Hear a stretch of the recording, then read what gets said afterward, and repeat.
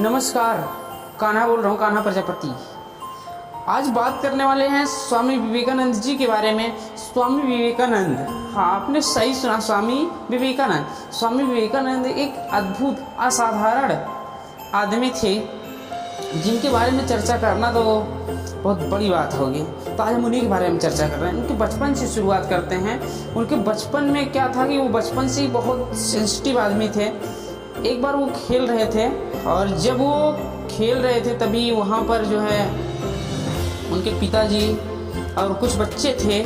वहाँ पर उन्होंने देखा कि जो पेड़ से लटक कर खेल रहे थे उसकी डालियाँ बहुत कड़क थी, जिसके कारण वो वहाँ पर उनके पिताजी ने मना किया कि भाई ये डाली कहीं ना कहीं कभी ना कभी टूट सकती है। तो वो मना करने से माने नहीं, तो एक गेम शुरू किए। गेम में उन्होंने क्या किया, बोला कि इस पेड़ पर ना भूत रहता है, अगर आप इस पर लटकेंगे, इसकी डाली को तोड़ेंगे तो वो आपको मोड़ेगा। इसकी डाली को जैसे ही तोड़ेंगे वो आपको मोड़ेगा।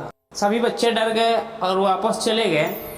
लेकिन स्वामी विवेकानंद जी अगली सुबह फिर खेलने लगे। सारे बच्चे बोले क्या कर रहा है, क्या कर रहा है, तू गर्दन तोड़वाएगा क्या? तो बोले तुम लोग मूर्ख हो। ध्यान दो कि अगर जब हम बचपन से खेल रहे हैं और इसकी कुछ डालियों को तोड़े तब तो ये मेरी गर्दन नहीं मोड़ा। इतनी ज़्यादा सेंसिटिव। उसके बाद कुछ समय बाद इनके पिता की देहांत हो गया। इनके पिता के देहांत होने के बाद इनके घर में बड़ी परेशानी होने लगी खाने पीने की, और जिसके कारण इनके यहाँ आटा दाल चीनी सब खत्म हो जाता था। तो ये परिवार को भी बहुत अच्छे से चलाते थे। ये क्या करते थे, जब इनको पता था कि आज मेरे यहाँ कुछ भी नहीं है खाने के लिए ना, ये कई दिन तक तो भूखे सो जाते थे। बाहर बोलते थे, उनकी माँ बोलती थी बेटा खा लो, अरे माँ मैं बहुत पकवान खा के आया हूँ। कुछ बहुत झूठ भी बोलते थे परिवार को चलाने के लिए। तो देखिए इनकी ये सब बातें बहुत ही ज़्यादा इम्पॉर्टेंट है हम लोग की लाइफ में समझने के लिए। एक बार इनको जो है इनकी माँ ने चाकू मांगा, चाकू। तो ये क्या किए, जिस चाकू में जिस साइड धार होती है ना उस साइड स्वयं पकड़े, और जिस साइड लकड़ी लगी होती है उसको अपनी माँ को पकड़ाए। इससे ये समझ में आता है हमें कि भैया ये जो है ना दूसरे को दुख नहीं पहुंचाना चाहते, बिल्कुल दूसरे को दुख ही नहीं पहुंचाना चाहते। इतने साधारण आदमी धीरे धीरे पढ़े लिखे बड़े हुए।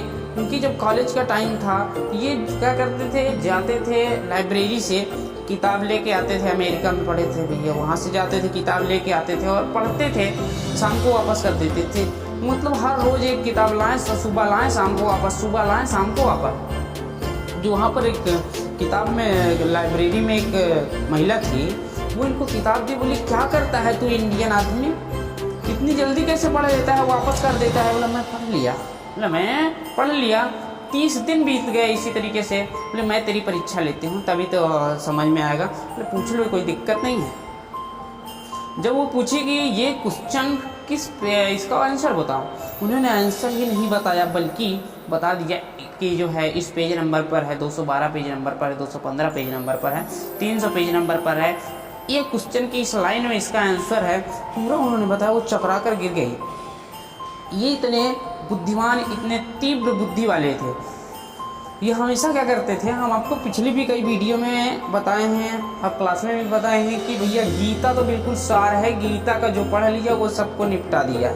ये भी गीता बहुत पढ़ते थे। एक बार ये अपने कमरे में गीता रखे थे और सबसे नीचे गीता रखे थे, उसके ऊपर कई अमेरिकन बुक रखे थे। एक अमेरिकन आदमी इनके कमरे में एंट्री किया और देख के, भैया तुम क्या, ये देखो तुम्हारी गीता की बुक तो नीचे पड़ी है और सारी बुक इसके ऊपर है। बोले बिल्कुल तुमने सही कहा। बोले क्या मतलब? गीता को उन्होंने जैसे ही खींचा सारी बुक गिर गई। तुमको कहने का मतलब ये था कि पूरी बुक का बेस क्या है, गीता है, और ये हमेशा गीता को ही पढ़ते थे। और इनकी बुद्धिमानी इतनी ज़्यादा थी। एक बार की आपको बात बताएं, ये जो है समुद्र में जो है कहीं सैर कर रहे थे, जा रहे थे, वहाँ न्यूज़पेपर पढ़ा था और न्यूज़पेपर जो पढ़ा था तो ये पढ़ रहे थे और न्यूज़पेपर को इन्होंने 15 मिनट में पूरा पढ़ दिया। पढ़ने के बाद इनके साथ एक साथी इनका था, वो भी बोला कि मुझको भी न्यूज़पेपर पढ़ना है, और जो है नाव में बैठ के जा रहे थे, एक तेज़ हवा आई, न्यूज़पेपर उड़ गया।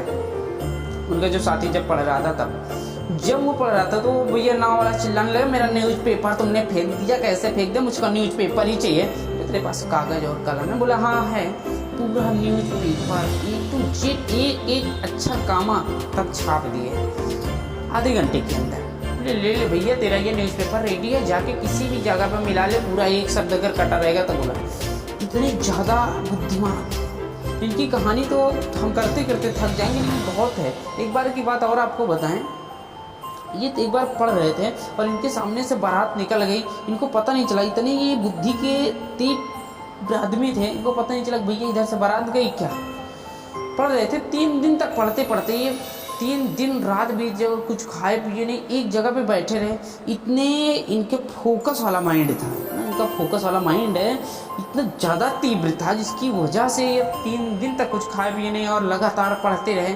पढ़ते पढ़ते इनका जो दिमाग है ना, वो घूमने लगा, थोड़ा सा चक्कर आने लगा और ये बीमार पड़ गए। बोले भाई 3 दिन से पढ़ रहे हैं। बोले तारीफ क्या है? बोले 3 दिन आगे निकल चुकी है, आप कहाँ खोए हैं? कुछ इनके साथी लोग आए, बोले ये इतने बुद्धिमान और पढ़ लिख कर जो है अमेरिका से, एक बार इनको फिर अमेरिका जाने का मौका जब मिला, वहाँ पर गए और जाने के बाद इन्होंने स्टेज पर इनको लास्ट में, सबसे लास्ट में भेजा गया कि भैया ये साधारण आदमी क्या बोलेगा।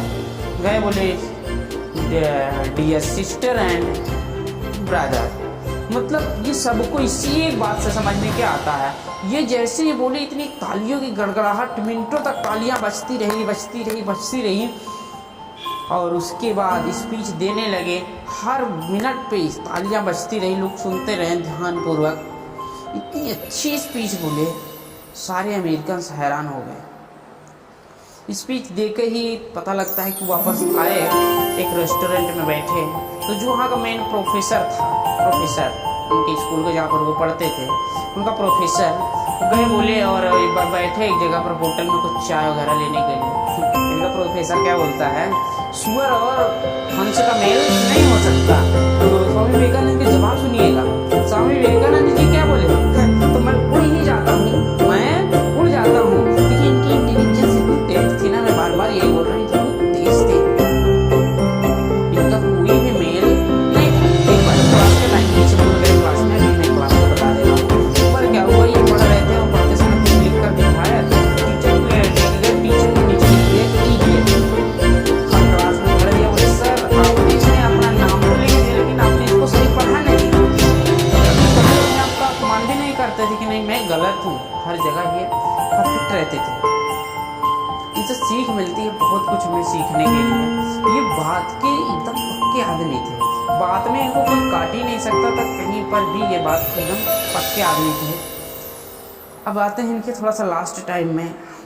ये भी एक बार बीमार हुए और इतना ज़्यादा थोड़ा सा कमजोरी हो जाए कि ये बीमार पड़े।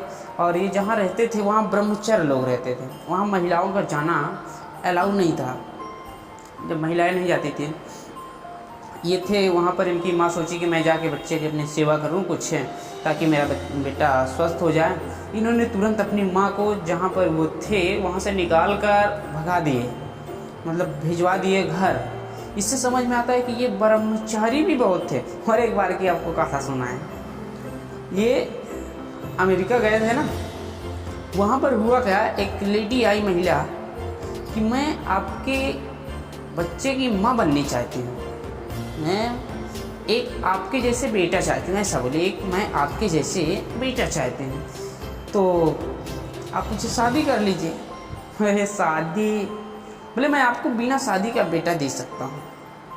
उसको गलत समझ में आया कि तू ये इंडियन मेरे साथ गलत करना चाहता है।